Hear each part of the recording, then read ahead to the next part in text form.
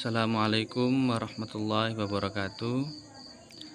Di sini saya akan mempresentasikan tentang media pembelajaran dan pemanfaatannya dan perkembangan media dan klasifikasi menurut para ahli.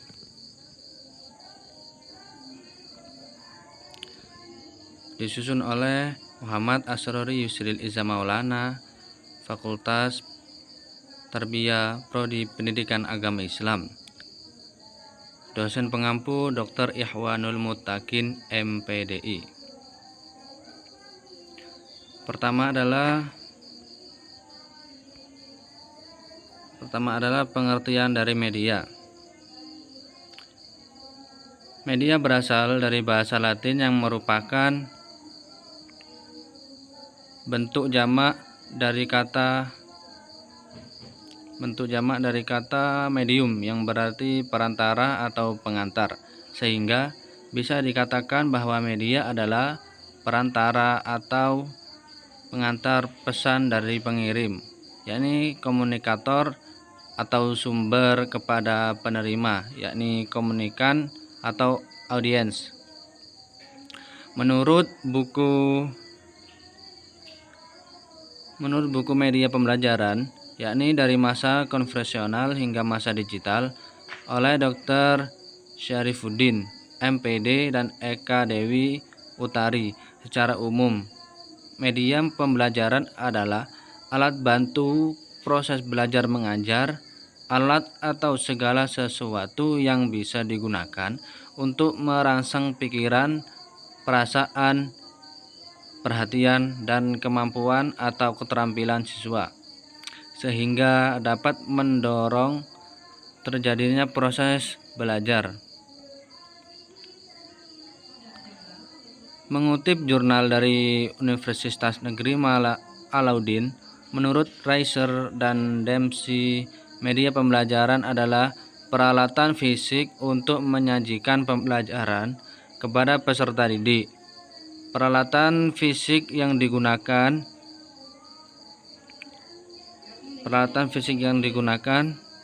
misalnya seperti peralatan visual, audio, komputer, atau peralatan lainnya. Kemudian adalah jenis-jenis pembelajaran. Yang pertama adalah visual. Media visual seperti gambar, peta pikiran, dan gambar pembantu dalam resepsi konsep yang abstrak menjadi lebih konkret dan mudah dipahami. Yang kedua adalah auditorial, yakni media auditorial mencakup rekaman audio, musik, dan podcast yang efektif untuk memperkuat ingatan dan mempengaruhi suasana hati pelajar. Yang ketiga adalah aplikasi, yakni interaktif.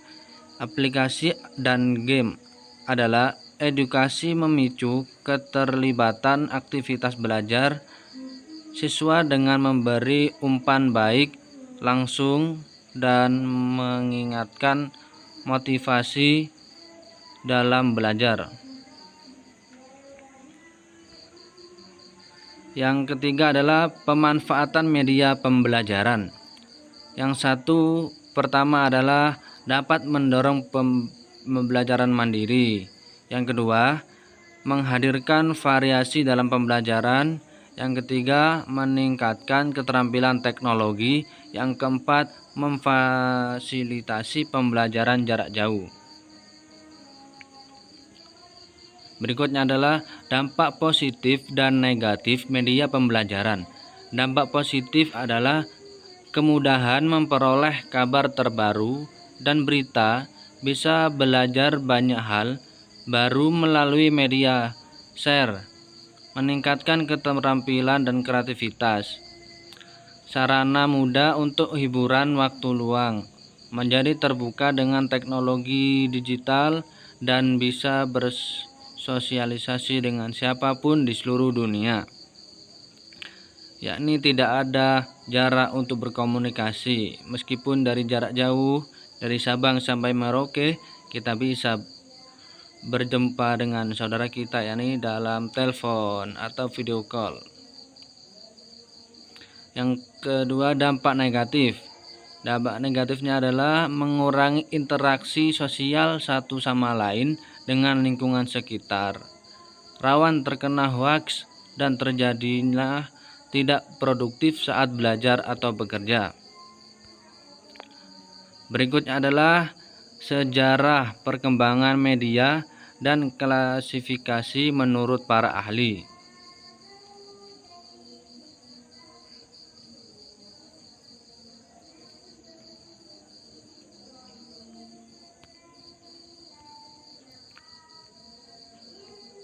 Berikutnya adalah sejarah perkembangan media.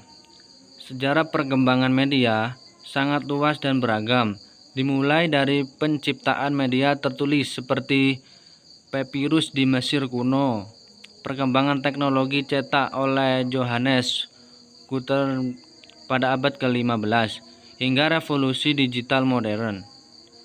Media telah mengalami transformasi signifikan dari media cetak tradisional hingga media digital internasional interaktif yang mendominasi saat ini. Pada abad ke-19, perkembangan teknologi cetak memungkinkan produksi massal, surat kabar, dan majalah yang mempengaruhi persebaran informasi dan opini secara pasif. Kemudian, radio dan televisi memperluas cakupan media dengan menyiarkan langsung, memberikan akses pada khalayak umum yang lebih luas. Kemudian, dengan munculnya internet pada abad ke-20, media mengalami revolusi digital yang mengubah cara kita mengkonsumsi atau menerima dan membagikan dan berinteraksi dengan konten.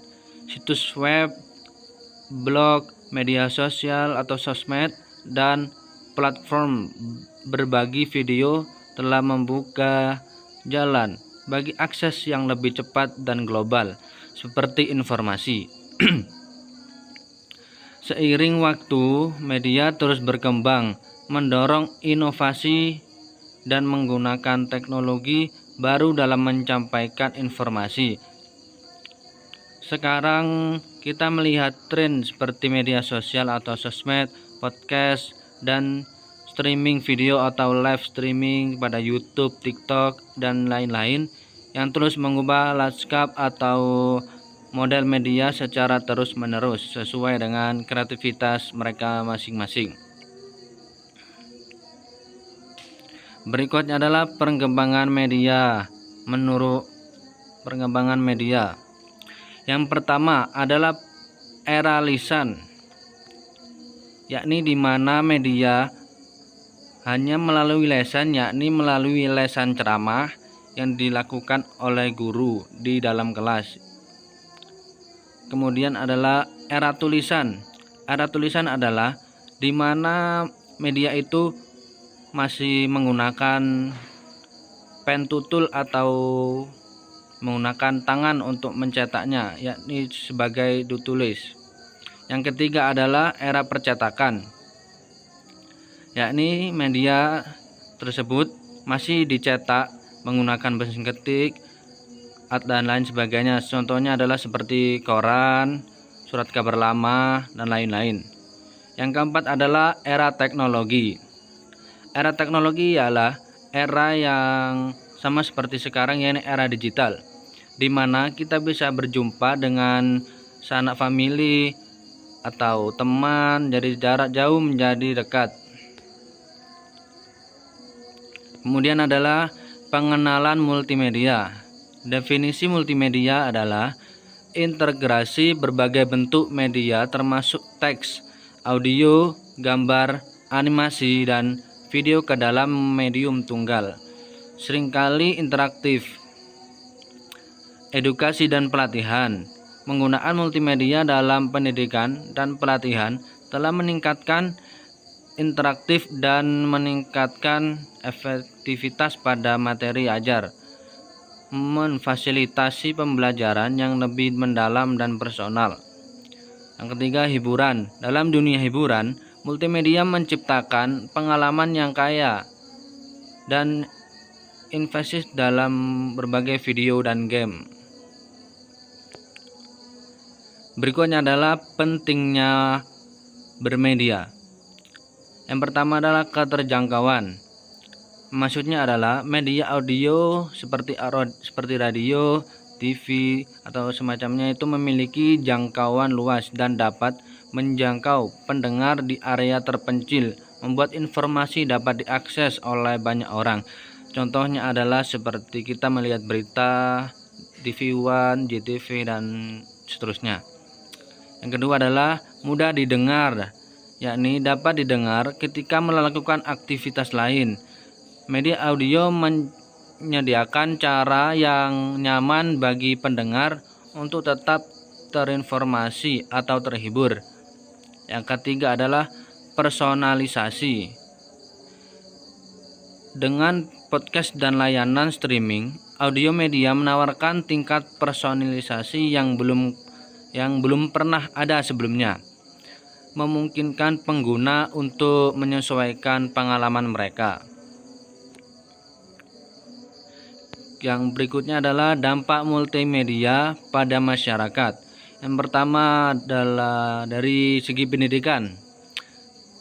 Dari segi pendidikan adalah pemanfaatan multimedia dalam pendidikan telah mengubah bentuk pembelajaran dengan menyediakan sumber daya dinamis dan menarik yang meningkatkan pengalaman belajar. Yang kedua dari segi hiburan, yakni multimedia telah mengubah instruksi hiburan, menawarkan konten yang lebih baik, kaya, dan pengalaman yang lebih intensif untuk konsumen. Yang ketiga adalah dari segi interaktivitas. Multimedia telah mengubah cara masyarakat mengkonsumsi informasi, memfasilitasi dialog dua arah dan persiapasi aktivitas melalui interaktif.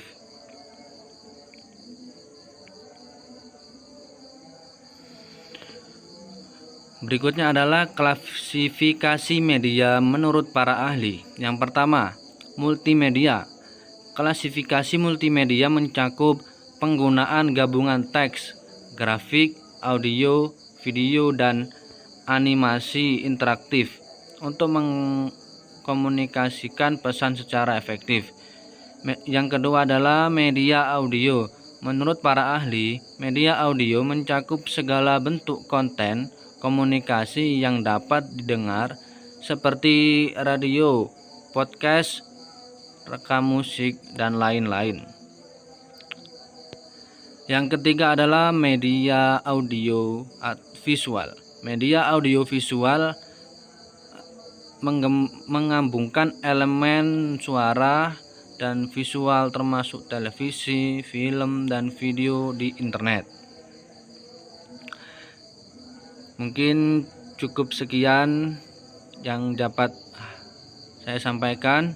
Hanya ini saja yang dapat saya berikan untuk kalian, dan selanjutnya kritik dan saran diperlukan. Apabila ada kesalahan atau kata-kata yang kurang jelas, mohon dimaafkan karena ini masih pemula. Cukup sekian. Terima kasih. Assalamualaikum warahmatullahi wabarakatuh.